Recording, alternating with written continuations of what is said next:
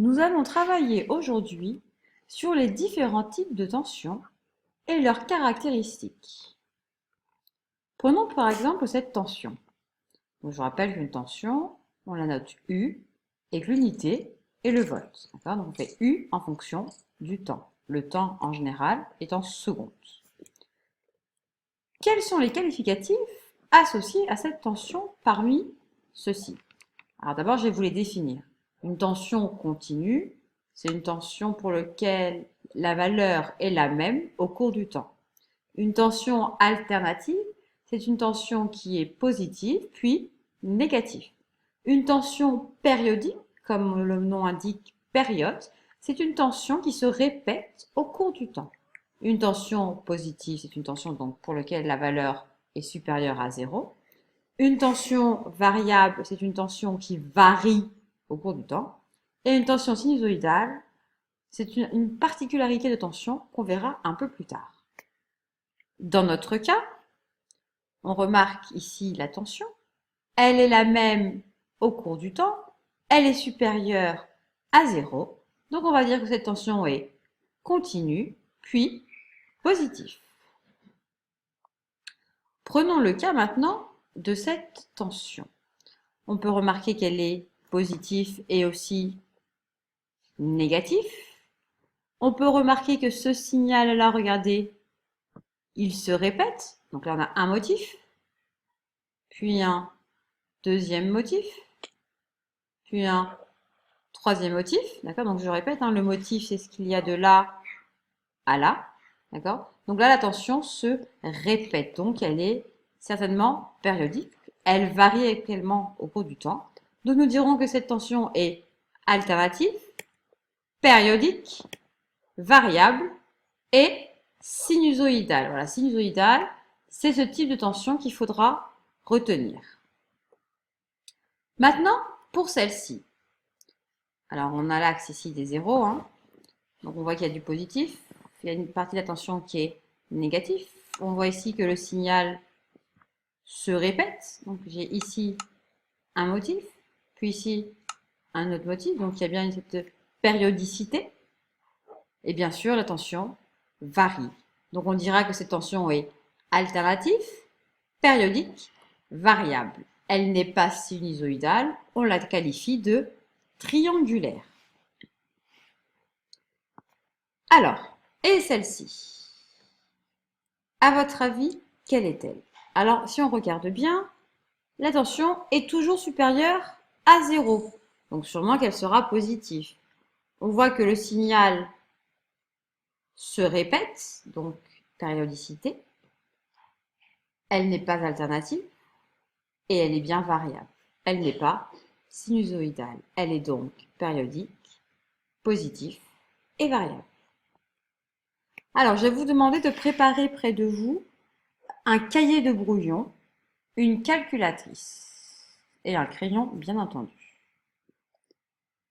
On va maintenant vous expliquer les caractéristiques d'une tension périodique et pour l'instant aussi sinusoïdale. Comme je vous ai défini tout à l'heure, nous avons ici un motif, hop, qui va de là à là. On définit la période T, qui est la durée d'un motif. Ici, on voit que le motif dure 20 millisecondes. Donc la période sera de 20 millisecondes. On détermine millisecondes. On détermine aussi la valeur Umax. Umax, donc c'est de 0, au sommet de la tension. Dans notre cas, Umax est à peu près égal à 10 volts. On reprend la période qui s'exprime donc en secondes. Dans notre cas, comme on l'a vu, elle est égale à t égale 20 millisecondes, soit 20 divisé par 1000, ce qui fait 0,020 secondes. Attention, je répète que dans le système international, l'unité est la seconde. Ensuite, on peut définir la fréquence. La fréquence, c'est le nombre de motifs qu'il y a par seconde. Elle s'exprime en Hertz. On a donc F égale 1 sur T. Attention, T doit être en secondes. Dans notre cas, on a donc F est égal à 1 divisé par 0,020, ce qui nous donne 50 Hertz. Nous pouvons également définir, comme je vous l'ai dit précédemment, la valeur maximale de la tension, qu'on nomme Umax, qui est la valeur de la tension au sommet de la courbe. Et comme nous l'avons vu dans notre cas, Umax est égal à 10 volts. On peut déterminer également la valeur efficace. Alors la valeur efficace, lorsqu'on a une tension sinusoïdale ou autre, c'est vraiment ce qu'on va utiliser efficacement, ce qui va être efficace pour notre récepteur. Et donc dans le cas d'une tension sinusoïdale, on peut déterminer la tension efficace grâce à la relation suivante, qui est Umax divisé par racine de 2, ce qui fait donc Umax 10 divisé par racine de 2, ce qui fait 7 volts. Attention, hein, cette relation de U efficace n'est valable que pour des tensions sinusoïdales.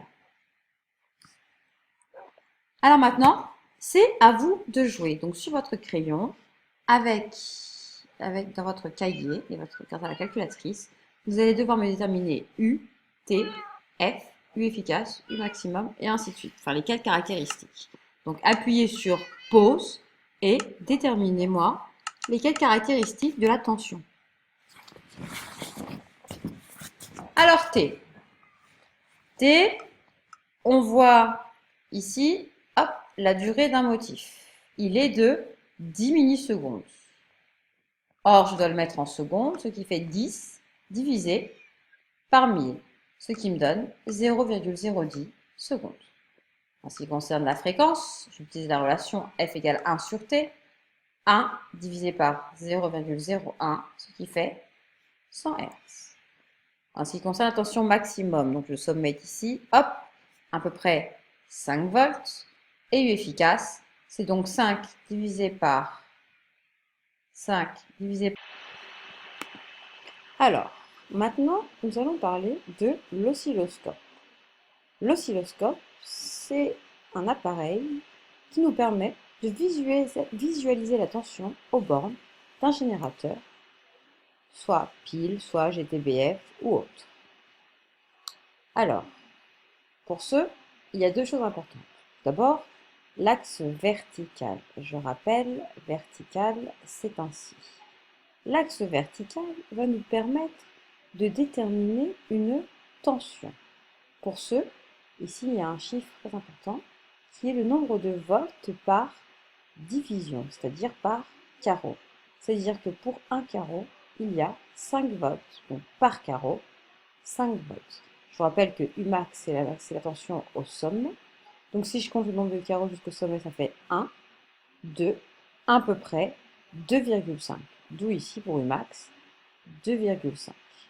Ce 2,5, je le multiplie par 5, puisqu'on me dit que c'est 5 volts par division, donc par 5, ce qui fait 12,5 volts. Ensuite, donc, on en détermine U efficace, c'est bien 12,5 divisé par racine de 2, ce qui fait 8,8 volts.